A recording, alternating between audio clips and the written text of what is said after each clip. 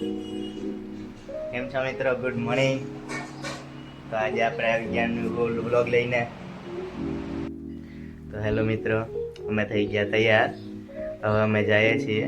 ક્યાં જાય એ તમને આગળ ખબર પડી જશે. તો આજના દિવસની શરૂઆત કરશું આપણે દળવા માતાજીનું દર્શન કરીને.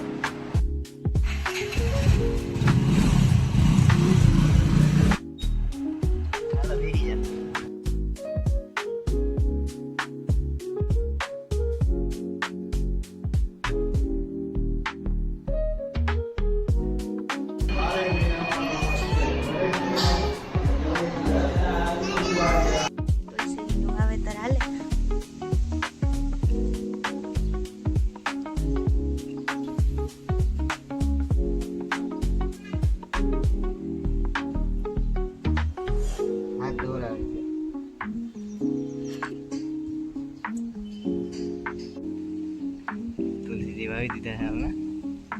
માંથી પેટ્રોલ પંપે ઉપાડી આવ્યું.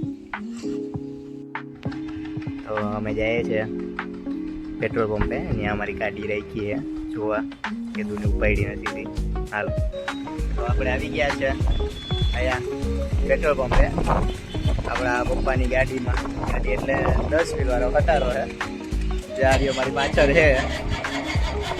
જે સ્લેપ મારે છે અત્યારે કે દૂની ઉપાડી નથી એટલે થોડીક પ્રોસેસ લે છે. અને મારી પાછળ જે બસ દેખાય એ બસ છે અમદાવાદની બસ છે, જે સવારના વહેલી આવે અને રાતે 9 વાગે ઉપડે. જે કોઈને જવું હોય માણાવદર. આ આપણી ગાડી. હવે આપણે આગળ અંદરથી ગાડી મસ્ત દેખાડીએ. તો આ આપણી ગાડી છે. પાસે આપણી મિની ગાડી પડી છે. હમણાં કેદુની ગાડી પપ્પાનું ઓપરેશન કરાવ્યું એટલે કેદુની ગાડી હમણાં ચાલુ નથી કરી એટલે ઉપડતી નથી. એટલે ડંકી મારે છે જે ગાડીના સ્લેપ.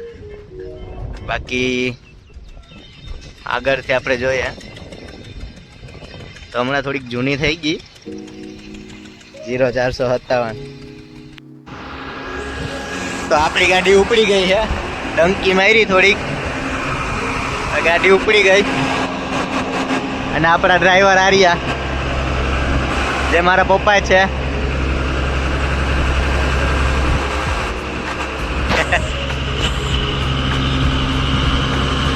જીરો 0457 આ બસ છે જેમાં ગામના નામે લખ્યા બાટવા, પાટણ વાવ. જુનાગઢ થઈને જ જતી, આમ પાટણ વાવ થઈને જાય છે. જ્યાં જ્યાં પેટ્રોલ પંપે પડી છે.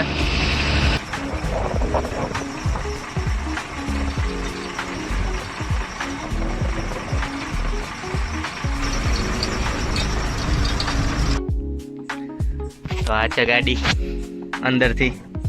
એમાં સાઉન્ડ સિસ્ટમ છે. એમાં પપ્પા વજન સાંભળતા હોય. નીચે સોફા થોડાક તૂટી ગયા પણ વાંધો નથી. સુવાનું સોફા મસ્ત થઈ જાય. તો કેવી લાગી તમને અમારી ગાડી? જો તો તમને આ વિડીયો ગમ્યો હોય તો લાઈક, કમેન્ટ અને સબસ્ક્રાઈબ કરવાનું ભૂલતા નહીં. અને નોટિફિકેશનનું ઓન કરી દેજો. થેન્ક યુ, બાય, જય માતાજી. હવે થઈ ગયો રૂંઢાનો ટાઈમ તો થોડો ઘણો નાસ્તો તો કરવો જ પડે. સવાલ વગરની વાત છે. આપણે જાય નાસ્તો લેવા. પડીકા નાસ્તા એટલે કે પડીકા લઈ લઈએ. પડીકા લઈને જાય ઘરે. પડીકા આવી ગયા જો હવે ખાવાનું હે.